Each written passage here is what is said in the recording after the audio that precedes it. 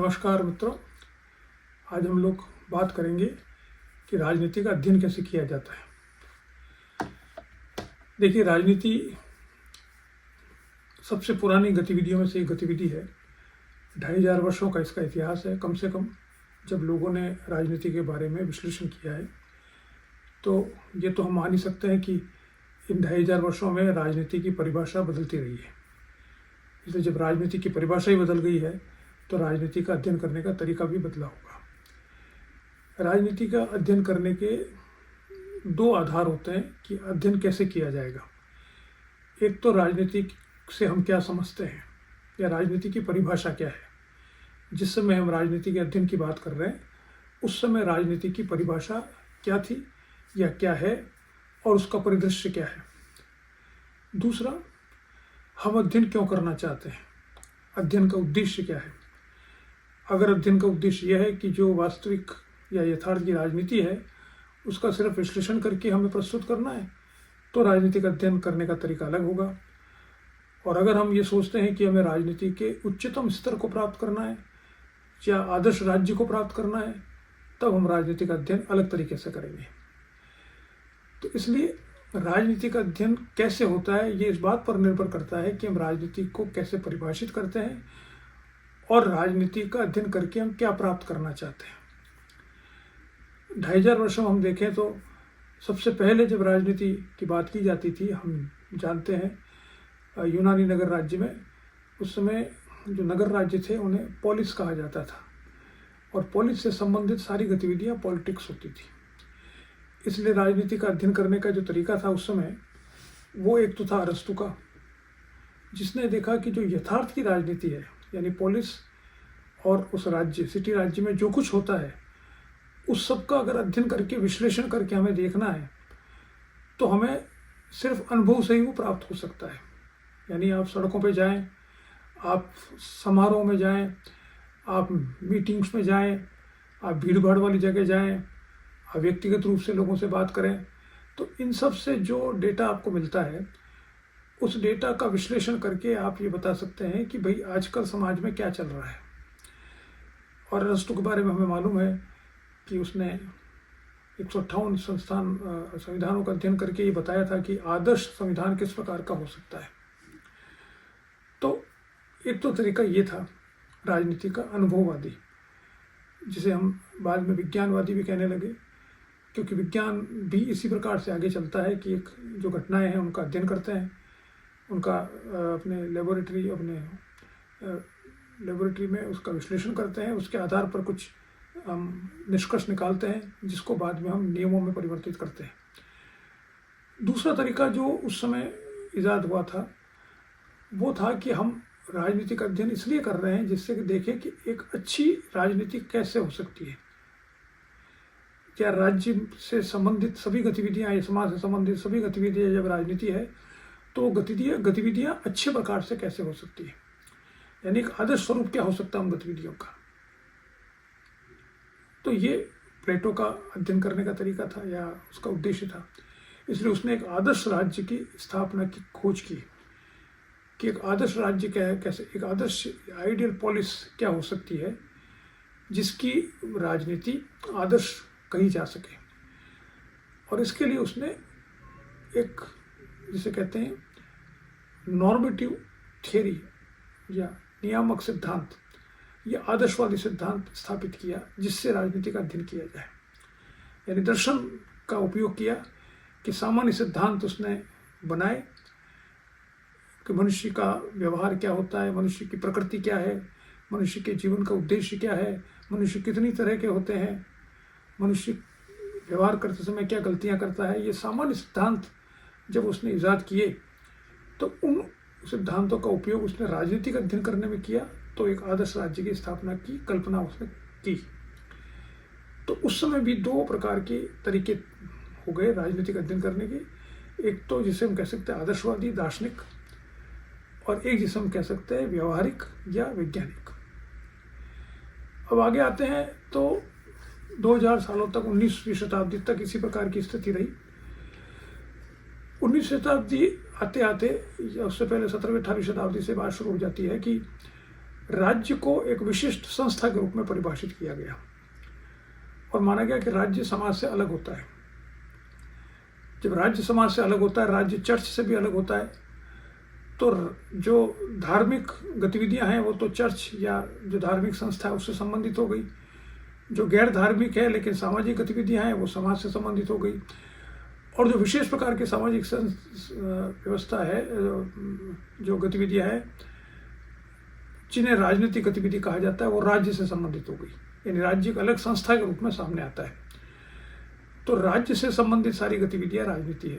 ये बात प्लेटो अरस्तु के समय में भी थी, लेकिन वह राज्य का अर्थ दूसरा था। वहाँ राज्य का अर्थ था समाज भी था, संविधान भी था, सरकार भी था। यहाँ राज्य का अर्थ अब दूसरा हो गया है 17वीं-18वीं शताब्दी के बाद, कि राज्य समाज से अलग एक संस्था है जिसकी कुछ विशिष्टताएं हैं और उसका काम राजनीति करना है।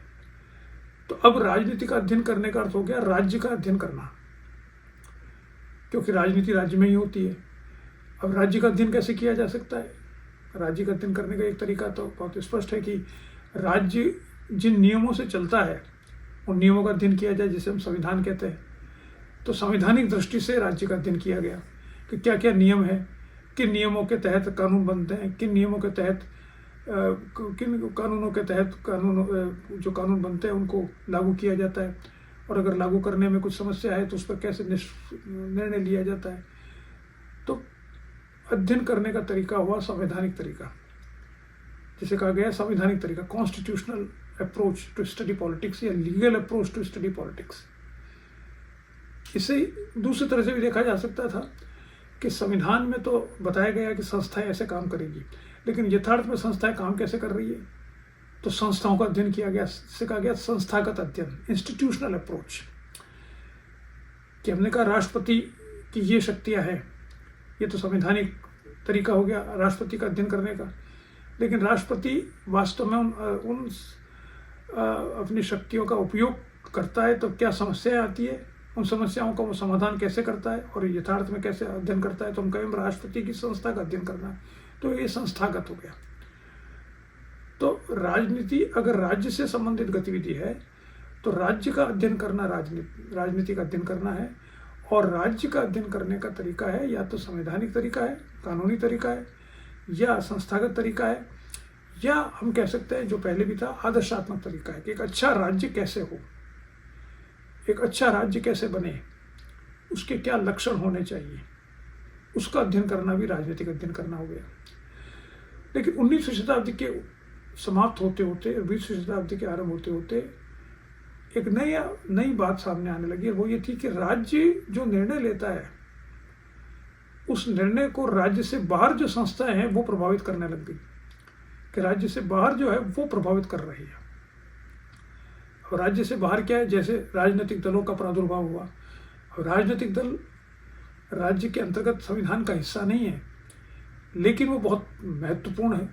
अगर आपको मालूम करना है कि राज्य क्या काम करेगा, कैसे निर्णय लेगा, किसके पक्ष में निर्णय लेगा, तो आपको जो राजनीतिक दल उस समय शासन कर रहा है उसके नियमों का, उसके उद्देश्यों का, उसके दर्शन का अध्ययन करना पड़ेगा, उसके व्यवहार का कि वो कैसा संगठन है, उसमें नेतृत्व किस प्रकार का है, उनकी नीतियाँ क्या है।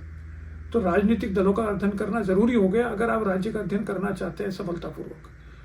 इसी प्रकार से दबाव समूह, हित समूह, जन आंदोलन, जनता का मत, पब्लिक ओपिनियन, ये सब चीज़ें महत्वपूर्ण हो गई, क्योंकि ये सब राज्य को प्रभावित करती है जब राज्य कोई निर्णय लेना चाहता है। तो अब राजनीति का अध्ययन करने का तरीका ये होगा कि अब केवल राज्य का अध्ययन करना है, राजनीति का अध्ययन करना नहीं है। अब इन सब बातों का अध्ययन करना भी राजनीतिक अध्ययन करने का तरीका है। यानी आप राजनीतिक दलों का भी अध्ययन करो और इन सबको अध्ययन करो, बाकी चीज़ों का भी।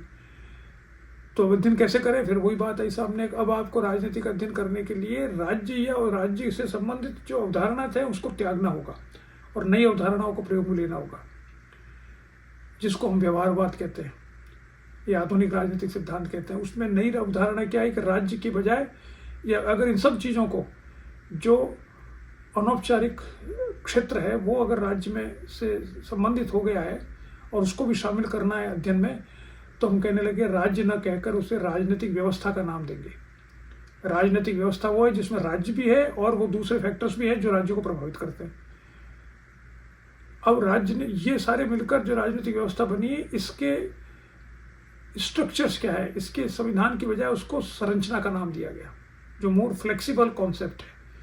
संरचनाएं हो गई, फिर उनके काम का है, उनको फंक्शंस का नाम दिया गया।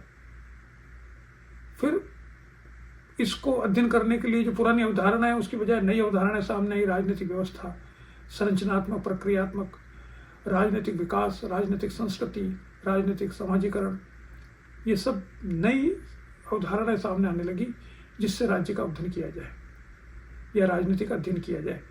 तो अब राजनीतिक अध्ययन जो आधुनिक समय में मॉडर्न पॉलिटिकल थियरी जिसे कहते हैं, 1950 के बाद में जो अध्ययन किया जाने लगा था वो था राजनीति के यथार्थ का अध्ययन करना, या राजनीति का यथार्थ देखा गया तो वो शक्ति का संघर्ष होता है तो शक्ति का अध्ययन करना, सो इट इज या शक्ति के माध्यम से अध्ययन करना। तो power approach to politics, behavioural approach to politics, system approach to politics, structural functional approach to politics, ये नई विधाएं हो गई राजनीतिक अध्ययन करने की।